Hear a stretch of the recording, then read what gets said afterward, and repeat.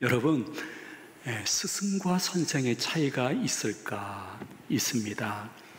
절대적은 아니지만은 선생님은 자신에게 있는 지식을 전달해 주시는 분들입니다. 근데 스승은 자신의 삶을 통해서 모범을 보여주시는 분이십니다. 차이가 있죠. 예수님은 선생이라기보다는 구주요 스승이셨습니다. 왜냐하면 그분은 자신의 삶을 통해서 본을 보여주시면서 이렇게 사는 것이 인간다운 삶이다, 이렇게 말씀해 주었습니다. 많은 본 가운데 여러분이 잘 아시는 세족식 기억하시죠? 하나님이신 예수님이 제자들의 발을 다 씻겨주시면서 자신을 배반할 가룟 유다의 발까지 씻겨주셨습니다. 그러면서 이것이 너희들을 향한 본을 보여주신 것이니 너희들도 좀 그렇게 살아보지 않으련 하는 내용이 요한복음 13장 15절에 기록이 되어 있습니다. 우리 한번 다 같이 봉독하도록 합니다. 내가 너희에게 행한 것 같이 너희도 행하게 하려 하여 본을 보였노라. 아멘. 여러분들, 우리들에게 절대적이고 최후적인 스승은 예수님 한 분뿐이십니다. 그분을 구주로 영접하기도 했지만은 여러분이 삶이 너무 힘들고 어렵고 막막할 때 그분께 찾아가서 내 속사정을 말씀드리고 그분과 마음으로 교제하시는데 은혜와 은사를 받으시기를 축원드립니다. 동시에 만일 여러분들이 비교조차 안 되지만은 여러분 섬기는 가정이나 교인들 가운데 난 이분은 정말 내 삶과 신앙의 스승으로 모시고 싶어 하시는 분이 한 분이라도 있다고 하면 여러분 되게 행복한, 진짜 행복하신 것입니다. 사람들은 우리 마음속에 계속 예수님이나 스승처럼 여길 수 있는 한 분이 있어서 행복해 하는 마음보다는 계속해서 우리의 본성은요, 야, 나는 태어나서 지금까지 나 혼자 인생 잘 살아왔어. 앞으로도 난 특별한 스승 필요 없어.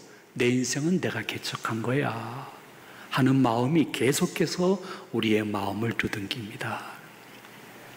잘못이죠. 오해입니다. 즉 세상의 모든 예술, 문화, 심지어 영화라든지 스포츠, 심지어 인문학까지도 계속 우리들에게 도전하고 있는 것은 네 삶의 주인은 너야. 네가 삶의 주인이야 하고 얘기를 하고 있는데 성경은 처음 반대로 예수님이 진짜 너의 삶의 주인이요 스승이라고 얘기하고 있으니까 이게 충돌하는 것입니다. 여러분 한번 곰곰이 생각해 보세요. 내 삶의 주인이 나라 그러면 내 삶의 제일 중요한 것들은 내가 결정해야 되는 것입니다. 근데 내 삶의 제일 중요한 것은 주님이 결정하셨지 내가 결정할 수가 없었습니다. 생년월일, 내가 언제 태어날 것, 나한테 결정권이 없었습니다. 너무 중요한 것인데요, 어느 나라에 태어날 것이냐. 여러분이 이북에 태어나서 봐요. 내가 남자로 여자로 태어날 것이냐, 나는 어떠한 성품을 가질 것이냐, 내 선천적인 재능은 무엇이 되었으면 좋겠다 해서 내가 그것을 선택한 것이 아닙니다. 심지어 내가 죽는 날도 내가 선택할 수 없습니다. 그러므로 내 삶의 주인이 나라고 착각하는 그 순간부터 나는 굉장히 이상한 사람이 됩니다. 내가 항상 옳고 다른 사람을 항상 틀렸다는 성품으로 변질될 수 있는 가능성이 많습니다. 나를 신뢰해야 되겠지만은 나를 너무 광신하지 마십시오. 나를 광신하는 분들은 누구냐 하면 내 삶의 주인인 나고, 난 지금까지 누구의 도움도 필요 없으니 나는 내 방식대로 살 거야.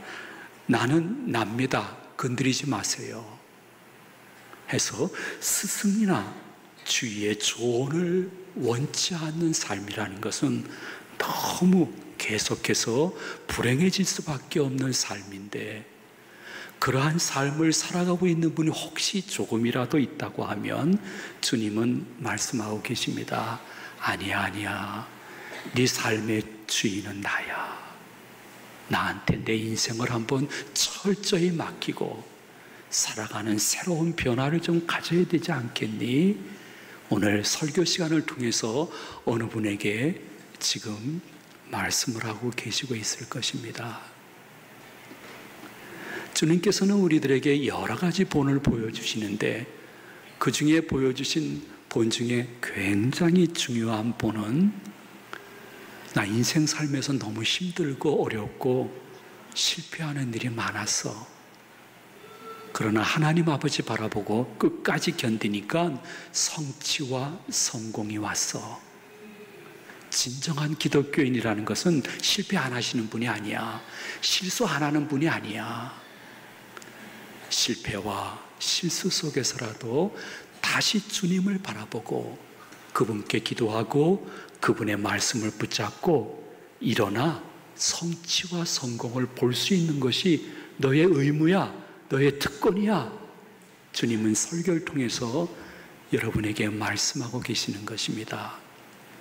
그러므로 참 기독교인은 실패와 성공이 동의어가 됩니다. 실패와 성공이 동의어가 될 것을 알고 있기 때문에 주님께서는 교회 다닌다고 해가지고 아무런 환난을 죽기 직전까지 안 받는 거 아니야. 나만큼은 아니더라도 예수님 열심히 믿으면 너는 더 믿지 않을 때보다 힘들고 어렵고 왕따 당하고 멸시당할 수 있어. 그러나 이겨내면 십자가 뒤에 부활이 있는 거야 하시면서 우리들에게 본을 보여주시면서 그것을 좀 따라오지 않으련, 우리가 읽은 본문 21절에서 이렇게 여러분들에게 말씀하고 계십니다. 우리 한번 다 같이 봉독합니다. 이를 위하여 너희가 부르심을 받았으니 그리스도도 너희를 위하여 고난을 받으사 너희에게 본을 끼쳐 그 자취를 따라오게 하려 하셨느니라. 아멘. 그러므로 예수님을 믿고 그분을 따르시는 분들은 역시 실수할 수 있고 실패할 수 있습니다. 물론 우리가 오뚜기처럼 벌떡 일어나지는 못합니다. 군뱅이처럼 느릿느릿 일어날 수 있습니다. 우리 곁에 예수님의 영, 성령님이 계시기 때문입니다. 그렇게 다시 일어나서 우리 기독교인들은 최선의 삶을 사는 분들이 아니라 최고의 삶을 바라보면서 사는 분들입니다. 최선이라는 것은 내가 여기까지는 할 수 있어 정해낸 범위 내에서 진력하는 삶이 최선입니다. 그러나 최고의 삶은 무엇이냐 하면, 나는 이 부분까지 도달할 수 없어. 그러나 내 문제보다 더 크신 예수님이 나와 함께 하시기 때문에 나는 도전해 볼 거야 하면서 그분께 기도하고 그분의 말씀 붙잡고 다시 일어나 고난과 아픔과 멸시와 그리고 눈초리 받음에도 불구하고 끝까지 그분 의지하고 살아가는 분들이 얻을 수 있는 것이 최고의 은혜라고 말씀을 드릴 수가 있습니다.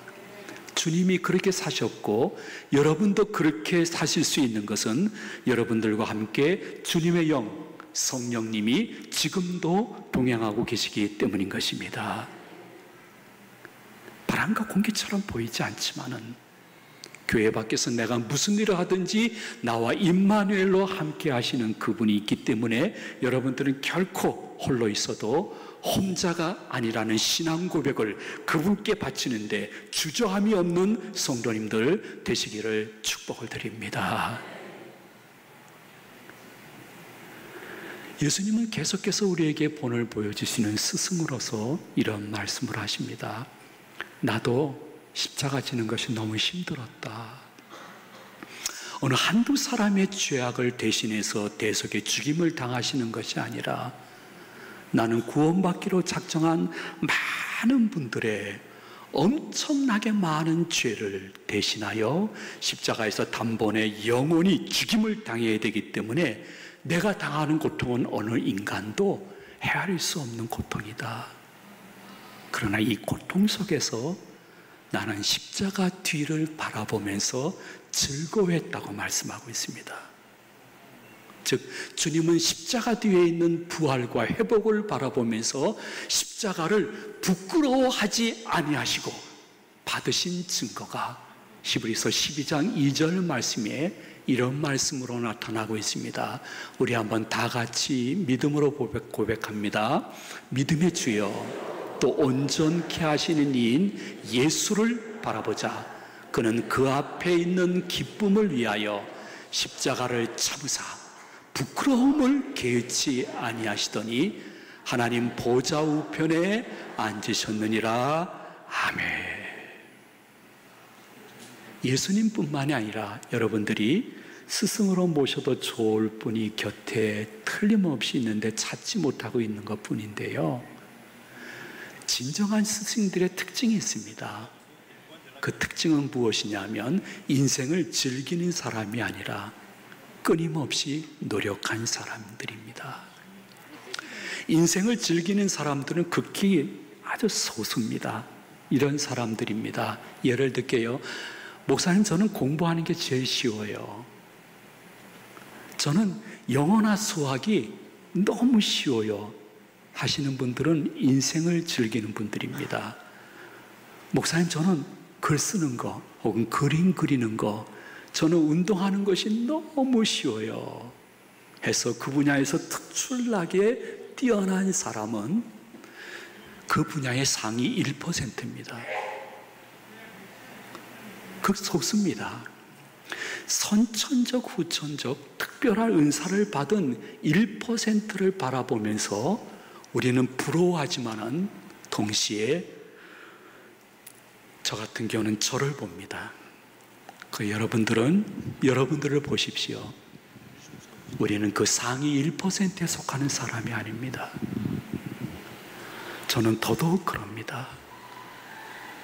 그러므로 저는 목회를 즐기지는 못했습니다. 그러나 끊임없이 노력했습니다. 주님 붙잡고 그분 은혜를 갈구하고, 나는 1%가 아니야. 난 나머지 99%야. 나는 죽도록 노력해야 겨우 이 생존 경쟁이라는 정글에서 살아남을 수 있는 사람이야. 그러다가 실수할 수 있어. 실패할 수도 있고 혼자 눈물 뿌릴 수도 있어. 그래서 잠이 안 올 수도 있어. 그러나 나는 그렇게 다시 일어나야 될 사람인 것은 주님이 임마누엘 나와 함께 하기 때문이야. 난 다시 일어날 거야. 그분 붙잡고 다시 일어날 거야 하시는 분들에게 등 돌리지 아니하시는 주님을 만나볼 수 있는 은혜가 여러분의 삶에 좀 더 자주 있는 복스러운 여름이 되시기를 축원드립니다. 제가 알고 있는 후배 목사님 몇 년 후배예요. 근데 옛날 이야기죠. 옛날에 축구 국가대표 선수를 한 박모 목사님이세요. 그분하고 얼마 전에 식사를 하는데 저한테 그러더라고요. 목사님, 제가 축구 국가대표가 되었지만 그 과정은 저에게 한 스승이 있기 때문에 가능했습니다. 이렇게 말씀하시는 거예요. 그러면서 그분이 얘기하시는 긴 얘기를 한번 제가 줄여볼게요. 고등학교 축구부는 그 옛날에는 폭언과 폭행이 아주 심했다고 합니다. 그렇겠죠. 너무 견디기 힘들 정도로 고통을 당하지만은 계속해서 축구에 대한 열정과 국가대표의 목표가 있기 때문에 끊임없이 노력을 하고 있었지만은 폭언과 특별히 폭행에 너무 견디기 힘들어 그만두고 싶은 마음이 동료 중에 생기기 시작했고 한두 명은 벌써 빠져나가기 시작했다고 합니다. 한 번은 매를 맞는데 40대를 때리면서 이렇게 이야기한 것이 지금도 기억이 난다는 거예요. 야, 40대 맞는 거 고마운 줄 알아. 내 때는 100대를 맞아서 이 녀석들아 고마워해 하면서 40대를 때리는데 엉덩이가 걸레가 되었지만은 말 한마디 할 수 없었고, 모든 고된 훈련이 끝나게 되어지면 숙소에 가면 그 당시에는 연탄이었는데 연탄을 다 갈아야 된다고 합니다.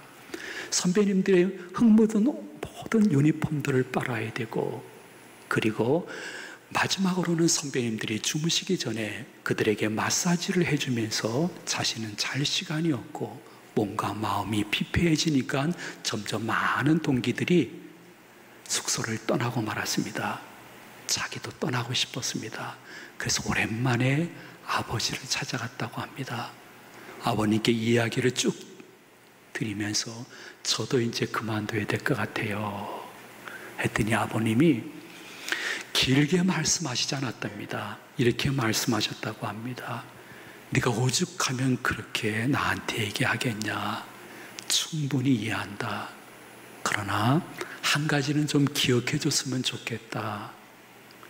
네가 지금 중간에 그만두게 되면 앞으로 무슨 일을 하든지 또 중간에 그만둘 확률이 엄청 많다. 결국 실패하는 인생이 될 것이다.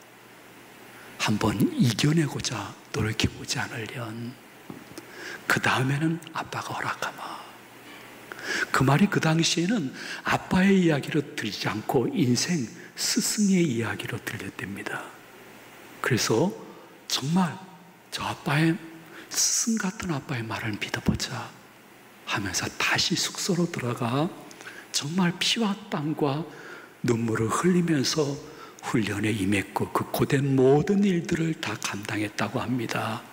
그리고 때가 되어지니 피의 열매, 땀의 열매, 그리고 눈물의 열매가 맺혀졌고 노력한 만큼 열매가 주어져서 너무너무 감사하게 저 같은 것도 국가대표가 되었고 그 다음으로서는 예수님을 전하는 할렐루야 축구단 선수로서 여생을 마칠 수 있었다는 것이 행복이었다는 이야기를 들어본 적이 있습니다. 저는 그분을 보면서 여러분 용서하고 들어주세요.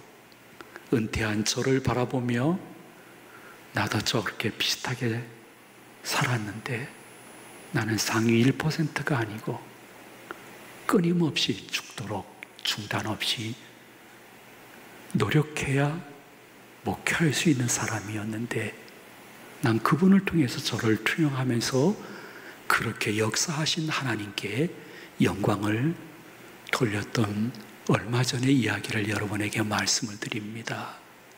이 말씀을 드리는 것은 여러분 이렇게 채널을 돌리다가 저는 서민 갑부가 어쩌다 나오면 끝까지 그 프로를 봅니다. 서민 갑부에 나오시는 모든 분들은 서민이었는데 나중에 지금 갑부가 되신 분들입니다. 그분들의 특징을 보게 되어지면 그분들은 삶을 즐긴 분이 아니었습니다. 끊임없이 노력한 분들이었습니다. 넘어져도 다시 일어나가지고 군뱅이처럼 일어나 정말 자신들의 일터가 꿈터가 된 겁니다. 그게 무슨 말이냐면요, 나는 이 꿈을 이룰 거야. 그런데 지금 너무 힘들고 어렵고 괴롭고 잠을 못 자고 사람들과의 관계에서 부딪히면서 너무 힘들지만은 난 이게 힘들지 않아. 왜냐하면 나는 꿈이 있기 때문이야.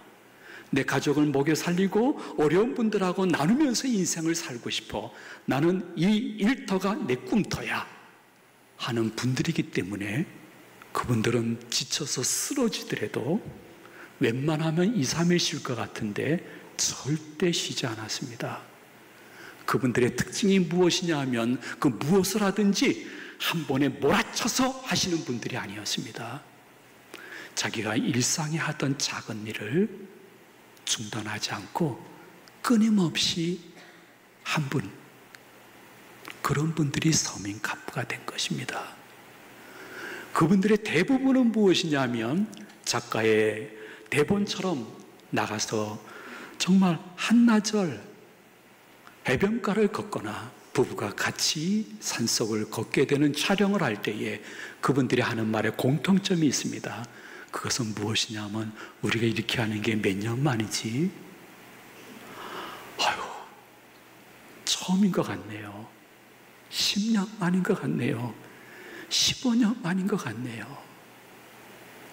그분들은 몰아쳐서 한꺼번에 무엇을 한 사람들이 아닙니다. 매일매일 어떠한 상황이더라도 작은 것을 끊임없이 반복적으로 하니까 열매가 나타난 것입니다. 기독교인들은 거기에 더 하나 큰 복이 있습니다. 그것은 무엇이냐면 그렇게 하는 것을 바라보면서 힘과 능력과 결과를 주실 예수 그리스도가 여러분의 구주요 스승이요 친구인 줄로 믿으시면 아멘 하시기 바랍니다. 말씀을 마칩니다. 우리에게 교인 이야기입니다. 연세가 많으신 분이십니다. 그분은 하루에 일어나게 되면 7시에 일어나서 정한 코스로 걷기 운동하러 나갑니다. 조금 나간 후에는 사람들이 보든 말든 상관없이 한 곳에 이르게 되어지면 두 손 들어 10분간 기도를 통성으로 하게 됩니다. 왜냐하면 사람들 의식하지 않고 주님을 더 의식하기 때문에 전혀 부끄러움 없이 두 손 들고 주님 앞에 몇 가지의 기도 제목을 주님께 올립니다. 그리고 다시 한 10,000보 정도를 걷고 들어와 하루의 일과를 시작하시는 어르신이 계십니다. 정말 특별한 날씨가 아닌 이상은 그 일을 수십 년 동안 반복하고 있습니다. 그분이 자신의 입으로 얘기하지 않았지만 제가 그분을 볼 때에 나이에 비해서 너무 건강하고 젊어 보입니다. 그리고 코로나로 인해서 자식이 사업이 완전히 바닥을 쳤을 때도 똑같이 사람 의식하지 않고 항상 하던 대로 두 손 들어 주님 앞에 아침 기도를 드렸습니다. 그러자 코로나가 시작돼서 마지막 막바지 괴로움 속에서라 어찌할 수 없는 상황 속에 하나님이 그분의 기도를 들으시고 좋은 분들 만나 계약함으로 말미암아 상상 이상으로 회복시켜 주시는 주님을 발견하면서 그분의 고백 중에 최고의 고백은 특별한 날씨를 취해가지고 저는 이 경건을 계속하는 것이 저의 삶의 기쁨이요 행복이라는 것입니다.